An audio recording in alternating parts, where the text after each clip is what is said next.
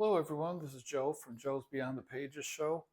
Not too long ago, I was on a cruise and fortunate to make a stop in the country of Jamaica. Ocho Rios is where our about an 8 hour excursion took place. And we went up into the mountains, very high mountains of Jamaica, on a about half the size of a city bus on 2 lane roads, going circling around, going higher and higher. Must have went through something like 50 blind turns. That was pretty exciting. Looking down thousands of feet below me and hoping the tires on this thing held together. But where we ended up was interesting because we got to Bob Marley's birthplace and also where he is buried, his tomb, I should say. Very exciting, very cultural, and very crazy. A lot of ganji was in that place. What I was able to do was to buy some Jamaican Blue Mountain coffee. This is the brand that I bought in one of the stores, Jablum. And these are roasted beans. As you may have seen in previous videos, I roast my own green beans, but I couldn't get green beans there, so I bought what I could get in one of the stores there. So what I want to do today is take this opportunity, because these beans are quite valuable, I wanted to put them through a French press. So what I want to do is go through a few steps. Here are the tools that I'll need to start from a grind, actually to start from measurement grind of the beans. The beans are in this container here, and I will measure them out so you can see how I do it and the ratio that I use, which is 7 grams of coffee to 4 ounces of water. This is 32 ounces when I'm all done here. We'll heat some water up and we'll make some coffee and put it through the French press and see how it comes out. It's only a few steps. It doesn't take very long. And if you haven't done this before, it might be informative. But let's see where it goes. This should be fun. Okay, first thing that I'm going to do is measure the beans. I have a gram weight scale here. As I said, the ratio I use is 7 grams of coffee to 4 ounces of water. I got 32 ounces of water in here, so that equates to 56 grams of coffee to fill this thing up properly. So again, they're measured out here.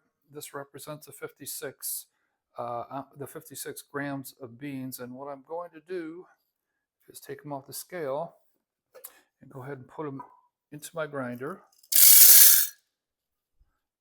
And by the way, when you grind these beans here, you have to grind them at a coarse type of setting, which I've already set up here.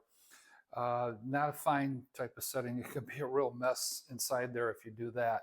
So with that being said, I'm going to turn this on and let it rip.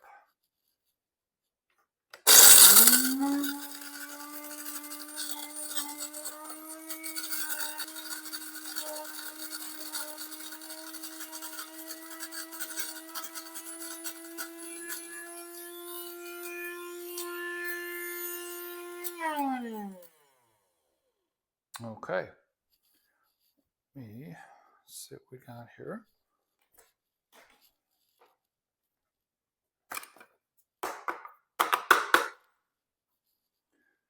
This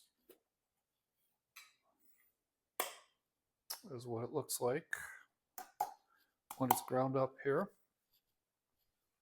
So the next thing I'm going to do in the process is I'm going to get 32 ounces of water, maybe just a little bit more because it's going to go to a boil, and then we'll put it through the press. So stay tuned for the next step. This next step is use bottled water basically, and before I put it in the pot to boil the water, it's easiest probably just to take it right to the 32 ounce mark. Just right about there, just a little bit more than that. And then I know I have enough water, and I put it into the boiling pot.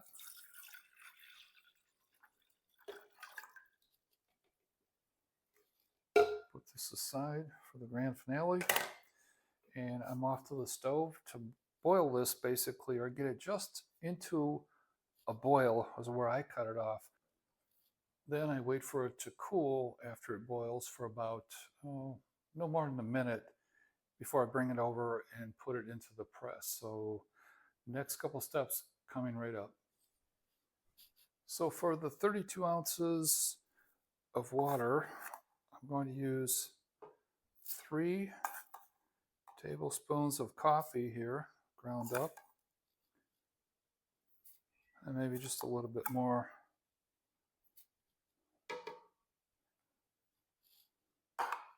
And I'll be bringing the water over here boiled shortly. Okay, I've got the water here. It was brought to just a slight boil. Let it sit for about 60 seconds, and now I'm going to try to carefully pouring it into the press. You don't want it to be too hot because I understand the coffee can get scorched, and it's like ruining the whole process. Nothing like bad coffee, but take a spoon, it'll start caramelizing, and give it a good spin, which I like to do.